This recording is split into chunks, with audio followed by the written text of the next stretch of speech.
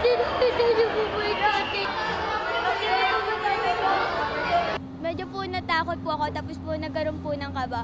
Medyo napaiyak po ako ng konti sa mga nakita ko po kanina. Sila ang mga desaparecido.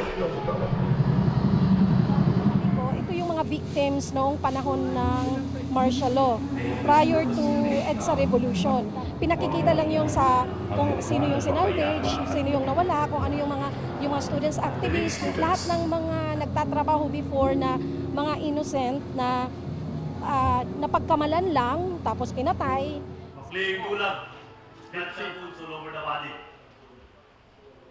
Ang natouch talaga ako yung nagsasalita yung 4 na victims. Actually, yun sila ay mga representative lang nung ilang libong namatay at pinatay. Yun, yung 4 na yun, doon ako kinikilabutan talaga.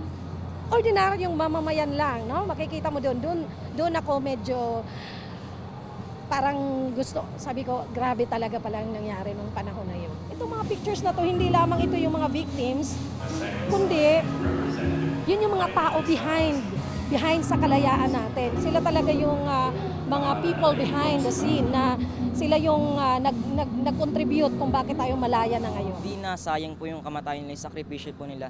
Dahil po, yung kamatayan nila, lumalaban po sila habang namamatay. Huwag natin kalimutan yung mga aral na natutunan natin sa ating nakaraan. Maswerte po kami na hindi po sa amin nangyari ang ganong sitwasyon po. Dito po natin malalaman kung gaano po kahirap yung mga pinagdaanan natin. Pero po, doon po rin natin nalaman na mahal po natin yung bansa natin. Huwag mong ingay for the hidden windows that they had families, histories,